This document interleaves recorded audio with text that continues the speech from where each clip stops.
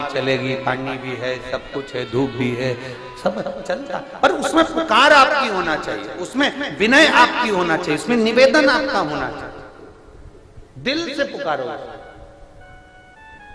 रमेश को दी गई मिट्टी शिवलिंग का निर्माण करता है, रमेश पूजन करता है। क्या संस्कार दिए हैं हमने अपने बच्चों को, वो देखा है।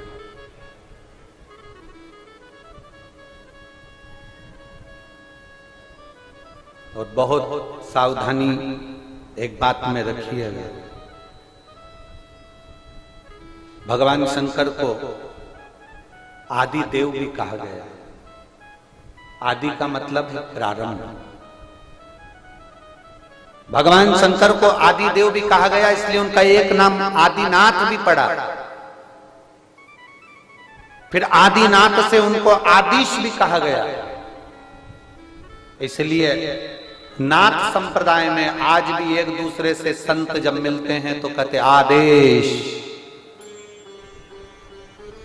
क्या कहते हैं? आदेश। तुमने सुना होगा, नाथ संप्रदाय में जब एक दूसरे से संत मिलते हैं तो कहते हैं आदेश। आदेश का मतलब यह नहीं है कि कोई आदेश दिया जाए ना, शंकर भगवान का नाम है आदिश, आदेश शिव का नाम। नाथ संप्रदाय में जब एक दूसरे से संत मिलते हैं तो आदेश कहते हैं। आपने भी कई बार कई सुना होगा आदेश। आदेश का मतलब है मेरा शिव, मेरा शंकर का एक नाम, उच्चारण उसका, प्रीत बढ़ाने का। आदिनाथ, आदेश, आदिश।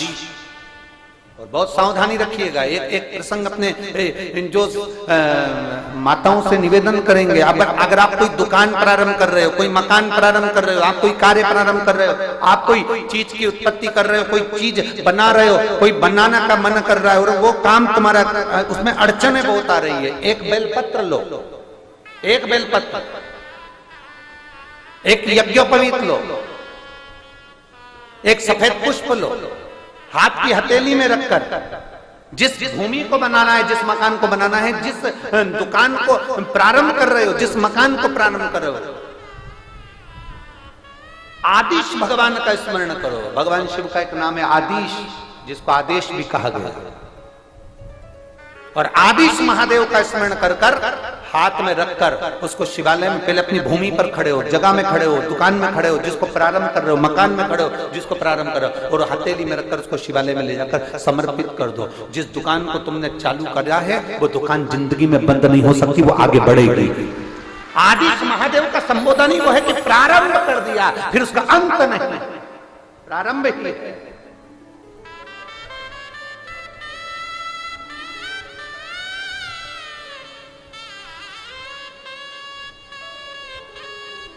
लोग उसको, अभी एक कथा रेवाड़ी में है हरियाणा में, 19 तारीख से चालू होगी, 19, 20, 21, 22, 23, 19 मार्च से 23 मार्च तक वो कथा चलेगी। उसको कथा का नाम दिया आरती शिव महापुराण का।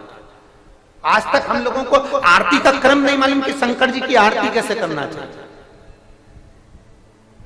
शंकर भगवान की आरती में कितनी बाती लगाना चाहिए, शंकर भगवान की आरती में कपूर कब लगाया जाता है, शंकर भगवान की आरती में चावल का दाना कहां रखा जाता है, शंकर भगवान की आरती में बेलपत्र थाली में किस स्थान पर होना चाहिए, शंकर भगवान की आरती में दुर्वा होना चाहिए कि नहीं होना चाहिए, शंकर भगवान की आरती करते हैं तो उसमें शंख का जल उतारा जाता है कि नहीं उतारा जाता, शंकर भगवान की आरती करते समय गरुड़ घंटी को जब बजाया जाता है तो कितनी बार बजाया जाता है, कितने स्थान पर बजाया जाता है,